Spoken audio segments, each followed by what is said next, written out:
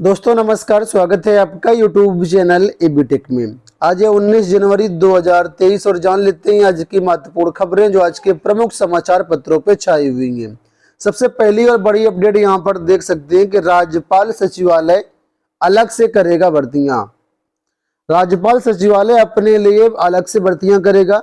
अभी प्रतिनियुक्ति के सारे काम चलाया जा रहा है। इसके लिए उत्तर प्रदेश राज्यपाल सचिवालय एवं घरेलू सेवा नियमावली बनाई जा रही है। इसे जल्द ही कैबिनेट से मंजूरी दिलाने की तैयारी है। बताया जा रहा है कि पहले चरण में विभिन्न पदों पर करीब 155 पदों पर भर्तियां की जाएंगी। बाद में जरूरत के आधार पर भर्तियां होती रहेंगी। यहाँ से अभी नहीं है नियमावली। राज्यपाल सचिवालय और राजभवन में कर्मियों को रखने के लिए अभी तक कोई नियमावली नहीं है। इसके चलते प्रतिनियुक्त पर कर्मियों को रख करके काम चलाया जा रहा है।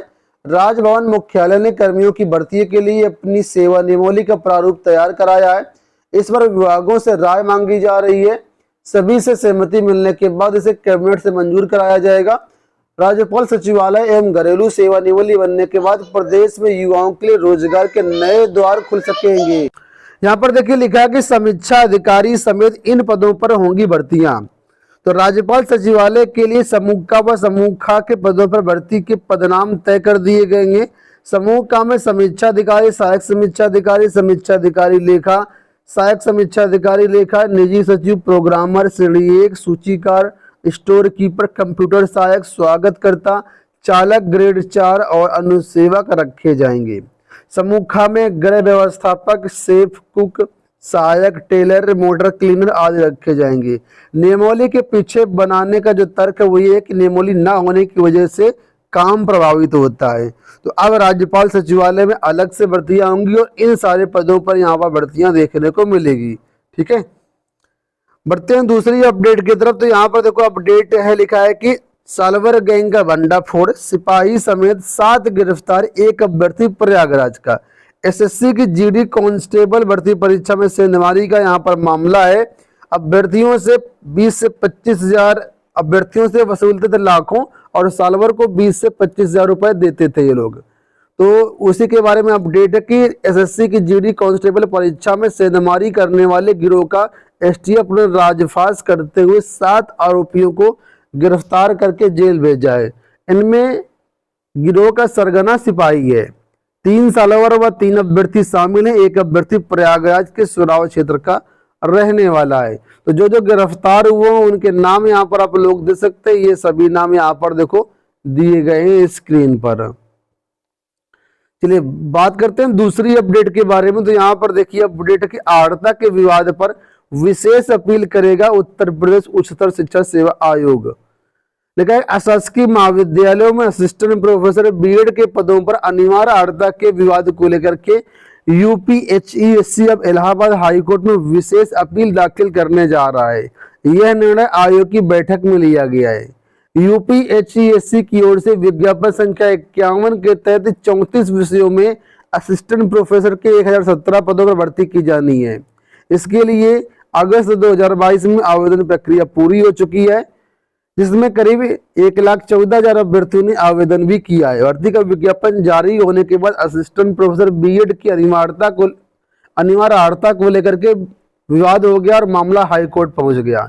बीएड विषय की अनिवार्य आर्द्रता को लेकर के कोर्ट में याचिका दाखिल करने वाले अभ्यर्थियों ने मांग की थी कि बीएड विषय में असिस्टेंट प्रोफेसर भर्ती के लिए अनिवार्य एनसीटी के अनुसार निर्धारित की जाए।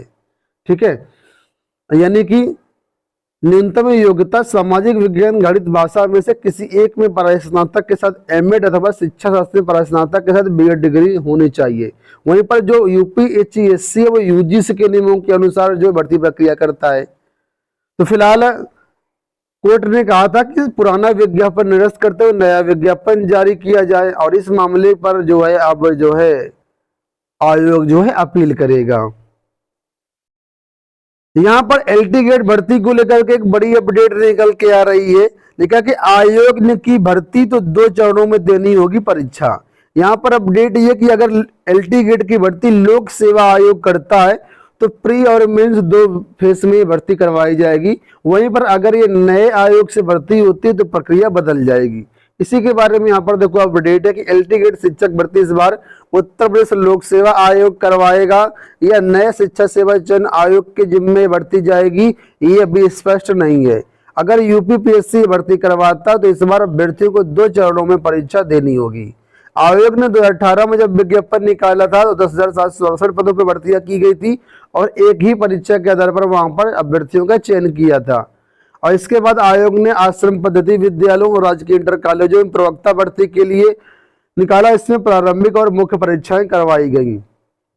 ठीक है, अब आयोग अपनी पुरानी भर्तियों में जो है एकल परीक्षा की व्यवस्था हटा चुका है। अब 2 चरणों में परीक्षाएं करवाई जा रही है। तो अगर लोक सेवा आयोग के माध्यम से भर्ती होती है तो पूरी उम्मीद है कि इसमें 2 स्टेप लागू हो जाएंगे। आयोग को करीब 6,000 पदों का अधियाचन मिल चुका है और 2023 के कैलेंडर में हालांकि शामिल तो नहीं है, लेकिन इसमें जो है अभी कुछ कहा नहीं जा सकता है। असमंजस की स्थिति है कि आखिर ये भर्ती कौन करवाएगा। इसी के बीच यहाँ पर देखो जानकारी दी गई है। और उधर नए आयोग का गठन का प्रस्ताव भी मांग लिया गया है। तो मामला अब जो है असमंजस में चल रहा है। उसी के बारे में यहाँ पर अपडेट दिया गया है कि कौन ये भर्ती करवाएगा। देखो अगली अपडेट यहाँ पर टीजीटी पीजीटी मामले को लेकर के देखिए लिखा है कि टीजीटी पीजीटी 2022 की भर्ती में सीट वृद्धि के मुद्दे पर पूर्व मंत्री से मिले छात्र। माध्यमिक शिक्षा सेवा चयन बोर्ड पर प्रतियोगी छात्र मोर्चा का क्रय वैकेंसी 15वें दिन भी जारी रहा। बुधवार को बड़ी संख्या में प्रतियोगी छात्र पूर्व मंत्री और विधायक सिद्धार्थ नाथ सिंह से मिलने पहुंचे। उन्होंने आश्वासन दिया कि वो बृहस्पतिवार को अनशन स्थल पर आज पहुंच करके उनकी बातें सुनेंगे। छात्रों को महानिदेशक शिक्षा से वार्ता कर मिलने का आश्वासन भी दिलवाया। साथ ही इस मामले को लेकर के सीएम के संज्ञान में भी लाने का आश्वासन दिया है। तो आज आप लोग जानते हो कल हमने एक वीडियो बनाया जिसमें विक्की खान ने अपील की थी कि जो भी अभ्यर्थी हैं आज जरूर पहुंचे। आज जो सिद्धार्थ नाथ सिंह जी उनसे मिलने खुद आ रहे हैं और इस मामले का पूरा संज्ञान लेंगे और आश्वासन देंगे कि ये मामला जो है सीएम तक जो है पहुंचाया जाएगा। तो इसमें देखा लिखा है कि बुधवार को सैकड़ों की संख्या में प्रतियोगी छात्र पूर्व मंत्री और विधायक सिद्धार्थ नाथ सिंह जी से मिले, उनकी आवास पर पहुंचे। सिद्धार्थ नाथ ने छात्रों को सरकार की तरफ से इस मामले में पूरा सहयोग देने का आश्वासन दिया है। साथ ही महानिदेशक स्कूल शिक्षा से छात्रों की वार्ता भी करवाई। तो कुल मिलाकर के आज भी महत्वपूर्ण है, देखना होगा क्या होता है। आज यहाँ पर ये विधायक जी आ रहे मिलने। अगली अपडेट देखो है कि रोडवेज परिचालक भर्ती के लिए फिर जारी करेगा विज्ञापन। अभी इसका विज्ञापन जारी हुआ था, ऑनलाइन पोर्टल के लिए लिंक भी एक्टिवेट किया गया, लेकिन ना तो इसका कोई आवेदन कर पाया ना कुछ हुआ। यानी डेट निकल गई लेकिन कोई इसमें आवेदन नहीं कर पाया क्योंकि वेबसाइट ही डाउन थी। तो इस पर यहाँ पर निर्णय लिया गया है कि जो है अब फिर से इसका विज्ञापन निकलेगा और इसी माह इसका विज्ञापन निकाला जा सकता है।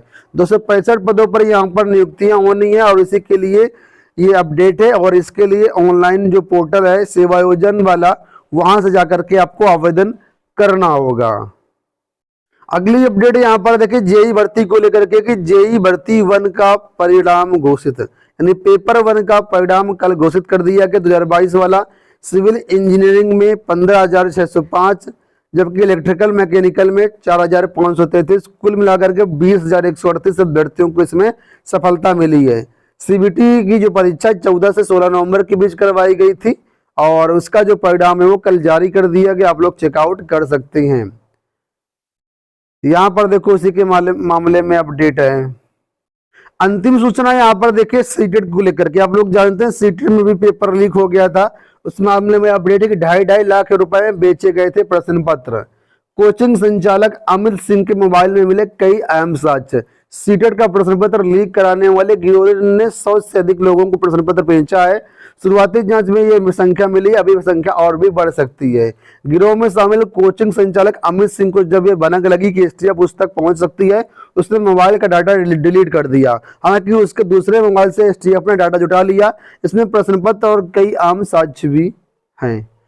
तो दोस्तों ये हो गई आज की सारी सूचनाएं। इस वीडियो में इतना ही, धन्यवाद।